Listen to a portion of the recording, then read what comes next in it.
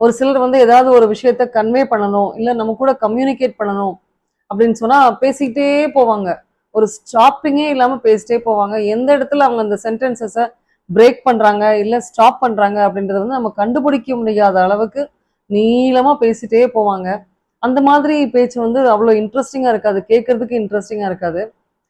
So நம்ம communicate பண்றப்ப, நம்ம பேசுறப்ப, எழுதுறப்ப சென்டென்சஸ வந்து ரொம்ப லாங்கா, ஆம்பிகுவஸா அதாவது ஒரு தெளிவில்லாம, புரியாம பேசிட்டே போறத விட, அத வந்து பிரேக் பண்ணி, அப்பப்ப அந்த சென்டென்சஸ்க்கு இடையில கனெக்டர்ஸ் ஒரு சென்டென்ஸ இன்னொரு சென்டென்ஸோட கனெக்ட் பண்ணி பேசணும் அப்படின்னு சொன்னா, பேசணும், எழுதணும் அப்படின்னு சொன்னா, ரொம்ப ஈஸியா புரியவும் செய்யும், இன்ட்ரெஸ்டிங்காவும் இருக்கும். ஸோ அந்த மாதிரி ஒரு பார்ட் ஆஃப் ஸ்பீச் தான் நம்ம இன்னைக்கு பார்க்க போறோம். கன்ஜங்ஷன்ஸ். அடுத்த part of speech, the seventh part of speech. Basically கன்ஜங்ஷன்ஸ்ல வந்து 3 டைப்ஸ் இருக்கு. First one is coordinating conjunctions, ரெண்டாவது subordinating conjunctions, third correlating conjunctions.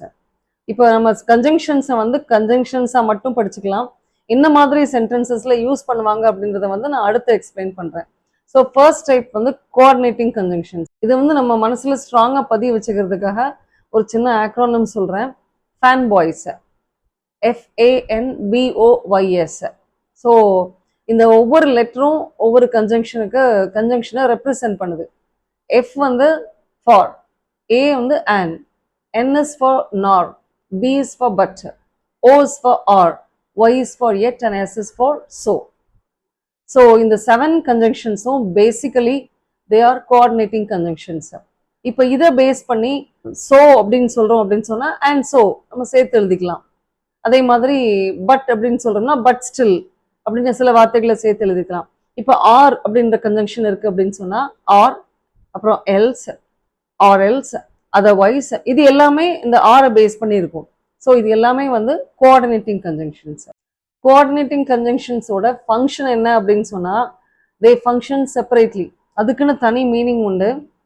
And these conjunctions do the work of only connecting two or more meaningful sentences. அந்த coordinating கன்ஜங்ஷனை நம்ம அந்த சென்டென்ஸ்ல இருந்தோ இல்லை சென்டென்சஸ்ல இருந்தோ நம்ம எடுத்துட்டோம் அப்படின்னு சொன்னா அந்த these sentences will function separately. அதனுடைய மீனிங் வந்து எந்த விதத்திலையும் டிஸ்டார்ட் ஆகாது. They will become individual sentences. So இதுதான் இதனுடைய மெயின் ஃபங்க்ஷனே. This is the basic thing that you have to understand about coordinating conjunctions.